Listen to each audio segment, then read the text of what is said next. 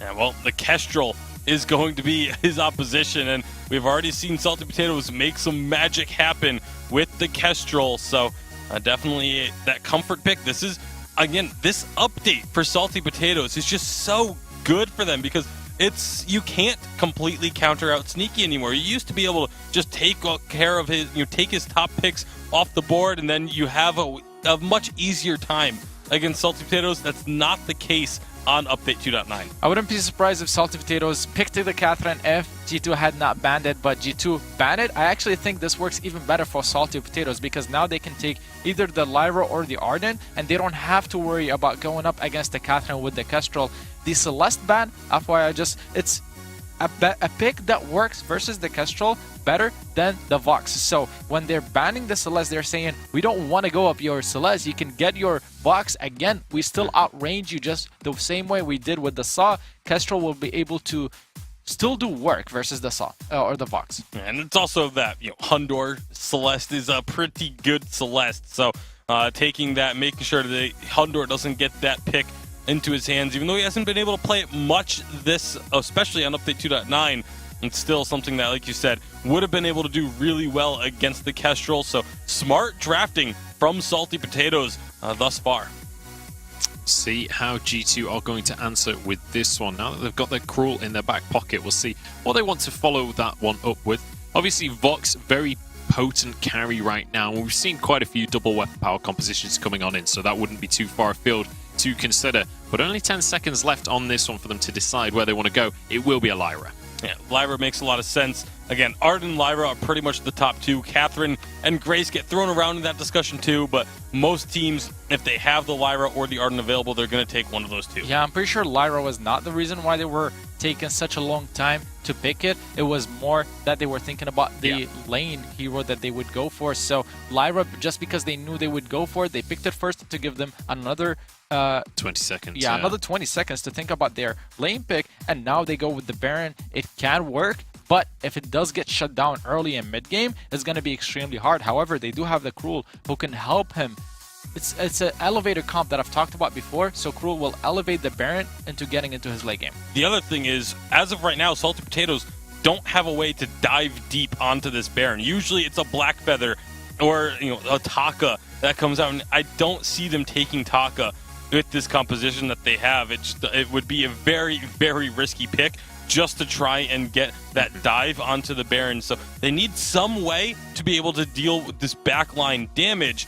But like I said, without Black Feather or Rhyme being available, suddenly becomes a lot more difficult. If they did pick Taka, they picked up Taka, which means there's only one hero in the game that hasn't been played this season of the Vainglory 8 now, or this update of the Vainglory 8. This split, there's only the Grumpjaw has not been played this split.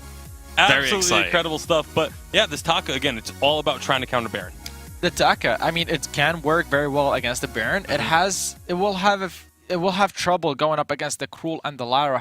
However, if Cruel shuts him down, Taka behind, especially CP, will not be able to do too much damage because you don't have your levels, you don't have your items, and going up against the Lyra, the Bulwark could really do work against the Taka. Yeah, certainly can shut down a lot of his engage. We've got to talk about the fact Hundor's got a Baron in his hands as well. We know how godly Hundor can be on this Baron pick. Yeah, and I mean, the only way that they're able to shut down this Baron that I can see is going to be if Taka is able to get the kite in over the Baron right after he uses the jump jets so that the double rockets go into him as he's dodging and negates all that damage.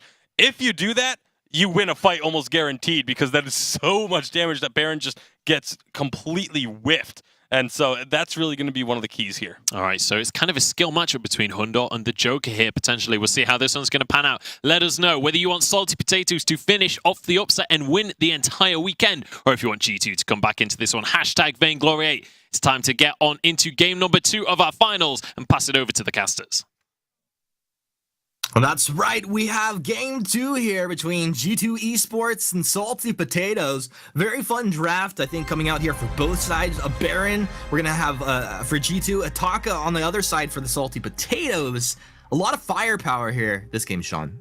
A lot of firepower, Humanist. G2 right now is saying, fee, fi, fo, fum. I perhaps smell salty potatoes, but salty potatoes They're David right now, and they are climbing up the beanstalk to take out G2. Isn't it Jack and the Beanstalk? Jack and Goliath. I am mixing all the giant euphemisms right now. I'm Jack, and this is my slingshot.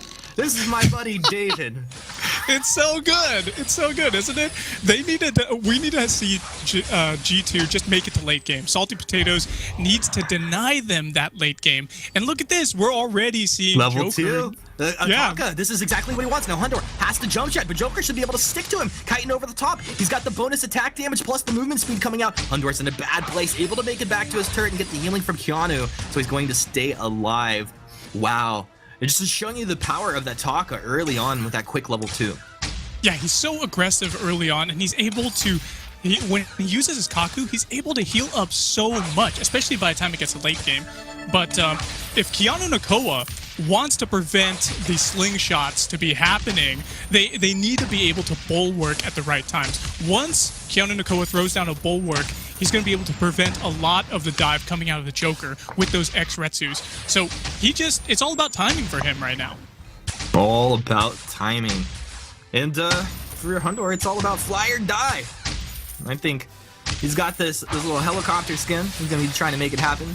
Baron fell out of the meta, and then a couple players trying to bring him back in. I think it's when he's one of those kind of tier 2, maybe even almost like a tier 3 pick up in the lane, but for certain players it jumps up the list a notch or two.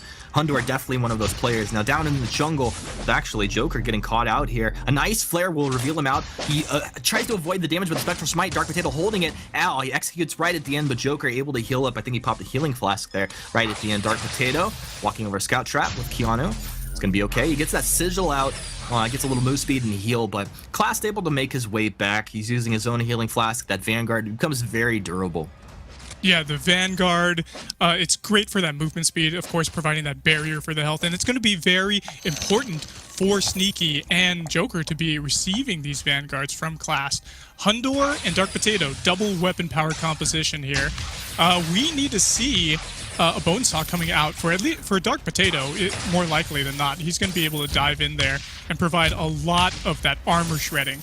Once he's able to do that, that's going to make these two squishy targets over on the side of SaltyPotatoes even more squishy, and Hundor's just going to be able to burst them down. Yeah, Hundor is going to look to just blow Kestrel up. If Kestrel can survive through that reposition with an active camo turned around, Hundor will find himself very susceptible to being blown up himself, but usually we see that Baron kind of get the jump there. Hundor drops down to take the back camp as Dark Potato ports home, recalls home, so very nice efficiency rotations out of G2 to get his kind of max efficiency on their farm there. Yeah, good rotations, and everybody's farming up right now. Look at Joker. He actually has double weapon blade to increase that jungle clear right there. He's already got himself a heavy prism, so if he's able to get some really good CP items like a Shatter Glass, build an Aftershock as well, that's going to be really good for him to be able to get that burst damage he needs with those X-Retsus and just burst down Hundor there on the back line. Yeah, he definitely will. I think that the double weapon blade also one of the big factors of why he was so strong in that first kind of team fight skirmish. Now, nobody died, but you saw, I mean, he almost took Hundor down. Yeah, he almost did. And look at Sneaky. He's actually got himself a weapon blade, heavy steel as well. He's going to be working towards that Sorrow Blade to get himself that heavy, that burst damage coming out of him for weapon power. And we don't see a Fountain of Renewal yet for Class, but we don't see one yet for Keanu Nakoa either. Yeah, I believe Class is going to have that gold very soon. We'll see if he drops down. Joker, good damage there. Just the basic attacks, the kite. And he gets also the Vanguard damage. That's kind of one of the kind of boosty things that an Arden can bring to the composition. Like, you jump in, of course, like the X-Retsu, as you said, and then boom, just hit him with that Vanguard. You get that little burst of damage. Yeah, and also we were talking about, they were actually talking about during the draft phase, how Joker needs to be able to chain his attacks effectively. So if he's able to combo his abilities, get in there with the X-Retsu, wait for maybe the double rockets that are coming out of the jump jets from Hundor, and kite over that, dodging and avoiding the damage, that's going to be really good for them, and then he can actually just go ahead and Kaku out. It's gonna break my heart. That's one of the worst things to actually ever feel as a Baron. Just a kite and completely avoid your burst damage potential there. SaltyPotatoes applying pretty good pressure in the lane. Ooh, look at the Joker. Looking to lay down a little stand-up comedy from the top brush here. Oh, I don't know if he Kaku's or just X-Retsu down. He's gonna Kaku. Is he gonna move? Oh, Keanu walks in right into it. Now, it's actually SaltyPotatoes that have that Scout Trap down. X-Retsu's in. A little bit of damage there applied, but you see very quickly applied right back the other way. Dark Potato has his ultimate available. Watch this scroll in the brush here if he wants to go ahead and throw that from Hell's Heart. Stun up a target, something that they can kind of chop down together. He thinks better of it, moves down in the jungle looking for some camps, but there's no camps actually spawn. G2 sieging right back at SaltyPotatoes. Yeah, sieging right back. We need to be able to see what G2 can do here. It looks like they're stealing away these camps. Really smart move for them because they need to snowball this game. They're already falling behind in gold a little bit. They're about 400 behind, but this could still swing either way. 6.5 minutes in, we don't have any kills, and we're getting a little bit of poke damage here on this turret. Yeah, it looks like Dark Potato, his next item is probably going to be going towards that bone saw there, Humanist. It's interesting. Obviously, it has some synergy with what the Kroll wants to do, but to take max advantage of that, he wants to have shredded a target's armor before Hundor starts laying into them. We'll see how this is going to play out. It feels like it's kind of hard to make happen. Yeah, we don't see Kiana Nakoa yet at level 6, which once Lyra hits level 6, she's going to be able to engage very, very effectively. As you know, we have 2 squishy targets here. Tyrant's Monaco actually just gets picked up by Sneaky. And Kestrel and the Joker here on this Taka are pretty squishy. If you could get on them when they don't expect it, throw down the bulwark, limit their mobility so they can't get out of there as easily. Hundor can use a lot of his burst and splash damage coming out of his basic attacks to really knock them down and take them off the fold. He really can, but keeping track of them is going to be incredibly difficult, and that makes me wonder, is Keanu going to be going for that contraption sooner rather than later just to deal with this double invis comp? Yeah, if he does that, he is going to be putting more priority into his vision. So that's really important. It's very valid here too. But what actually that would do effectively is that it would also reduce the cooldowns. Oh, Sneaky going in, or Joker going in. Yeah, Potato's been found out. A nice little 1-2 combo coming out of the Joker there. They're going to move up into the tri-brush, realize what's going on. The Joker tries to steal that away, but Hundor secures it. Or does he want to jump jet forward? Maybe look for a play here. Sneaky uses the weapon infusion, level 7. Forgot to say Joker used his zone as well. Joker moving in under the stealth Kaku, X-Retsu kiting over the top, but where is Sneaky? Is there a bit of miscommunication? Ion Kanaka right there. The Vanguard on the Joker. So much sustain, so much damage coming out. Sneaky, active camo. Can he bait Dark Potato into that? Potato's on to Joker. Joker waiting for cooldown. He has a chitin over the top side. Tried to predict it. X-Retsu win, but Hundor actually has the damage there. Well, it's Dark Potato that gets killed. Hundor had the damage. Now the chase is on. Arcane Passage right behind Sneaky. What a play, but Sneaky turns around, finds a kill under the Potato. Hundor getting that mid-tree hit there. The one shot will come through, but Hundor still incredibly healthy. Both teams trading 1 for 1 as we get our first blood almost 9 minutes into this one. Yeah, that was actually a really fascinating team fight, Humanist. So what actually happened there was Joker was waiting for his opportune moment to be able to dive in on the Hundor, but he used his X-Retsu. He had weakness stacks stacked up on him from Dark Potato, and because he had those weakness stacks stacked up, Spectral Smite went off and it killed him by the time he used his X-Retsu and landed onto Hundor. Very fascinating dynamic. You also saw, he was trying to wait to time out. And guess, when is Dark Potato going to activate that Spectral Smite, of which he could then chitin over it? He chitined a little too early there. This is a highly mechanical game. Yeah, we have really skilled players here. G2, they're excellent. Hundor on this Baron is doing so good. He actually hasn't gotten killed yet. And it looks like we have him engaged. Look for the jump here. X-Retsu in. You got the jump jets back. Sneaky looking for damage onto Hundor, but Hundor at max range. They're doing a good job. Now, also we need to keep in mind, as Hundor gets levels here, Sean, he increases his attack range, which is great. Yeah, that's great, actually. When he can invest his points into his ion cannon, not Tryon cannon, his ion cannon. I'm playing a little too much Blitz, my bad. When he invests his points into that, he does increase his basic attack range as well. That's immense for him. He's able to get so much attack from afar on this burst damage. And not only is it burst, but it's also AoE damage wherever the rockets land. Oh, Potato tried to get in there. It's still a gold mine. It's immense gold payout going the way of the Potatoes. Now, Kakuing potentially into enemy territory, then right back out. The Joker thinking twice about that. Looking for the Arcane Passage engage. Dark Potatoes into the backline. Hundor as well. Sneaky starting to get a up.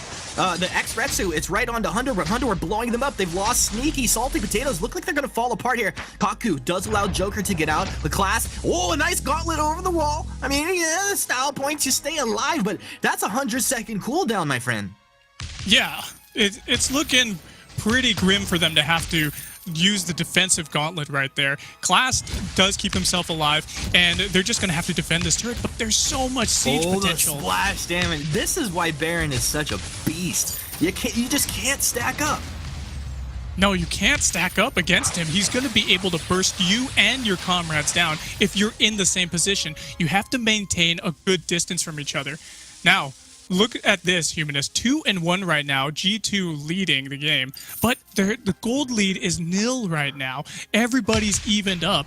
And we see just a little bit of a slight lead right now for Salty Potatoes. Each team has lost one turret at the moment. So this still could go either way. We have actually a Crucible up for Class. We have double Tyrant's Monocle coming out for Sneaky. So if he survives in these fights, he's going to be able to do so much damage. But because he went down during that last fight, we didn't have the same kind of damage potential coming out of Salty Potatoes. Yeah, it's really nice to see. Obviously, when we watch G2 engage with an Arcane Passage and they all go through so quickly and just focus Sneaky down, this is showing off the teamwork and the synergy between these G2 players, and obviously how hard they're working to try and find the win here in this series. It's incredibly important to them. They are only 4 points behind SK in the overall point standings for Europe right now. Yeah, they are. So if they're able to just survive this weekend, they're going to be able to do so well. But the thing is, they've got to win 2 games now. They've got to win this game. Things could look either way for them. Looks like Salty Potatoes is turning their attention to the Crystal Sentry. Tear through it. An Arcane Passage aggressively, and Bright Bulwarks down. Now, who is the target? Hundor. They're going to look for Sneaky here. Sneaky, he's going to get blown up. The jump jet's in. Hundor, he didn't find the target. There you go. Finally, Dark Potato will find the kill. Hundor sustaining through this, looking for the boomerang. Look for the boomerang. Oh, it's going to be blocked off Joker. He's going to get a Vanguard and probably get out of here. That might have been just enough of a slingshot to buy him enough time. Dark Potato, he's sniffed it out there. They put a scout trap down preemptively. Keanu, what a player. Hundor jump jetting forward. They've got the damage. One more attack. Joker is going to take a little dirt nap there. G2 up 4-1, 13 minutes in. The Joker juking out as much as he could there, but there was too much vision down. We had the Treant chasing him. We had the Scout Trap down. We had Keanu Nakoa and Dark Potato just trying to hunt him down, and he's in the penalty box, staggering his death timers right now. It looks like the Gold Miner has drawn the attention of G2, so they could be looking to increase their gold lead now. I like that Keanu finally rotated to the other side with Dark Potato. You see, they wait on the left side waiting for a one-shot to come through. It can help you out. And then when it's dangerous, they look to block it off. Nice plays. Yeah, really good body blocking plays right there. 4-1 right now for G2. 13 minutes in, Humanist. Things are going to look pretty dicey when the Kraken comes out on the board here.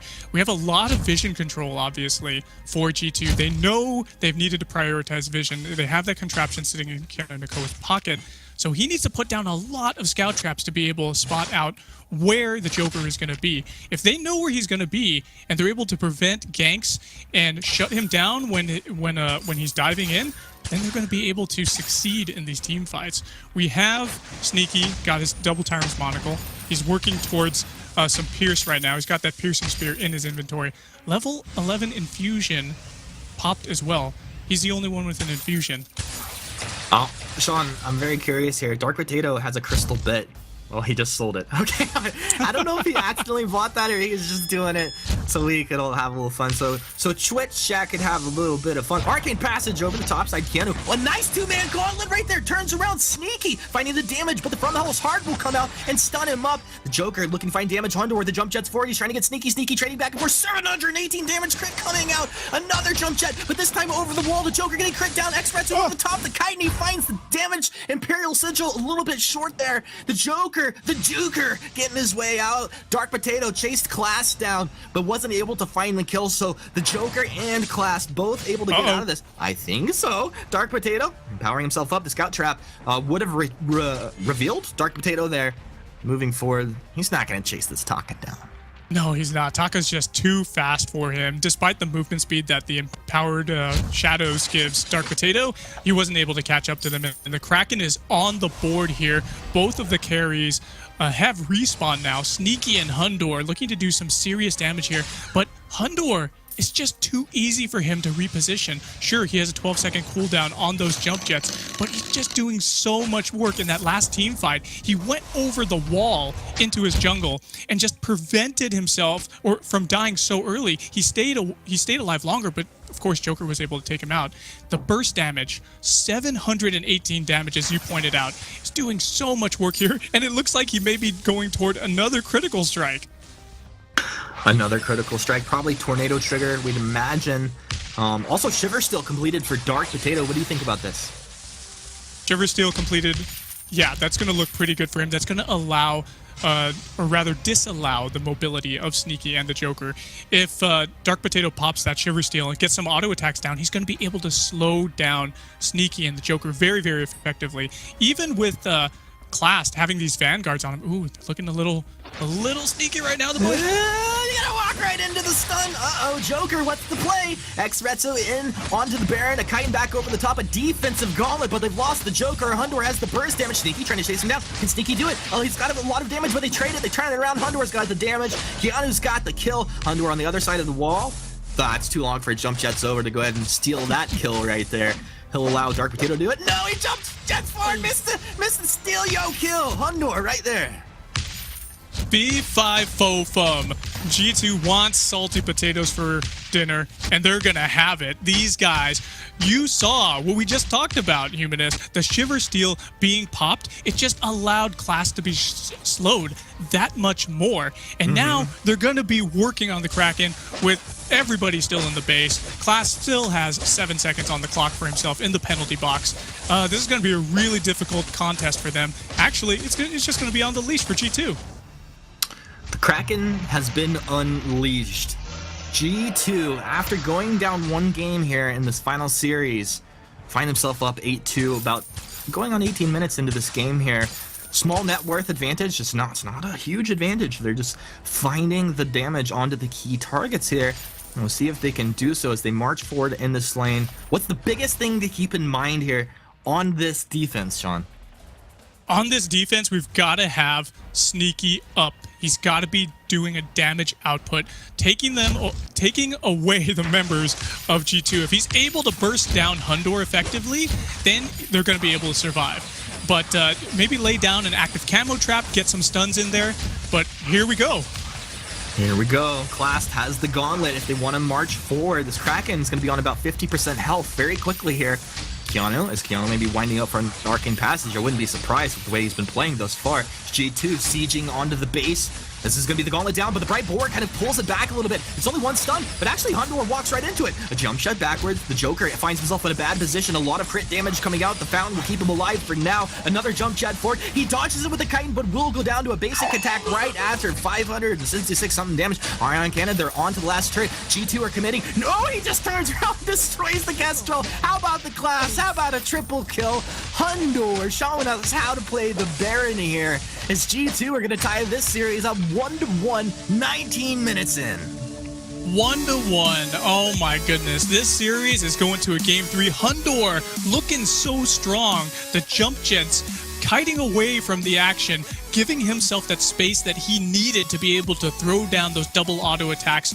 Really well done. Only one death coming out of him, and overall only 2 deaths given over to Salty Potatoes. This is an exciting day for Vainglory Esports, Humanist. Exciting day indeed. And, you know, G2, they did good work. I like the contraption coming out of Keanu. I'm really curious, like, when our analysts break this one down, what they think about the build coming out.